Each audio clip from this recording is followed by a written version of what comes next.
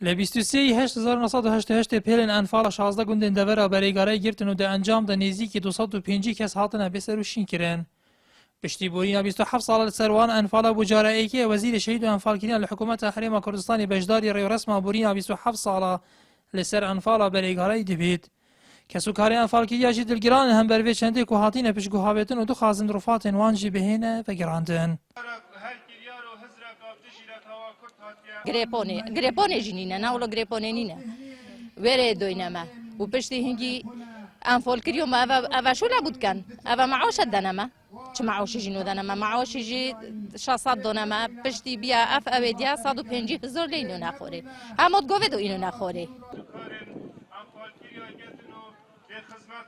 عطونو که پیدوی چه بوم شهیدت انفال کیلو نکی و جوری که و بری 27 سال حتی ویگو و جوری که وزیر شهید انفال کیو تا منطقه نقطع دوینما 27 میلیون قادش حتونو که قطع جناتو پوکینا معارضه تن عد نه حکمتای خلقیه تعویضتون نداینه چند گور پیتوی راستی ام نزانی ویگو ویکو گورد مد کی و ناسه کم کسی که گنده گیزه 6 کس مالان برزکرینه 44 جاخان برزکرینه و 98 گنده من یا یکیجی از نزانیم کاتار مدوانا جنازتوانا الکیونه داخوازه ما اول حکمت حریم ما دیب گرن که گوردمت کیونه بومد یار کن وزیر کاروبار شهید و انفالکiriya li hikûmeta Herêma Kurdistanê jî dibêjît.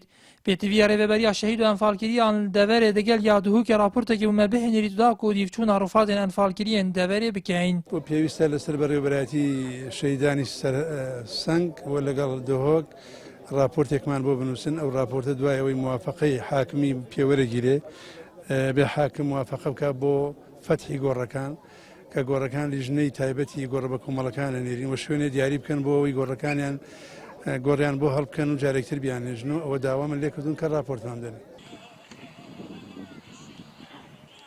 Piştîborîna 27 sal li ser huyên enfala li devera berêgareyê Ebru û Nahya Sersengê ev vîreweriya hate sahkirin. Ku bû cara êkê wezîrê karobarên şehîd û enfalkiriyan têda beşdar dibêt. Ev jî bûye cihê leya kesûkarên enfalkiriya kutan û ke wekû pêwîst ev vîreweriya nehatiye sahkirin û dixwazin pitir giringî bi kesûkarên enfalkiriyên devera berêgareyê bihête dan. Nîhat Uremarî ên Artî Nahya Serseng.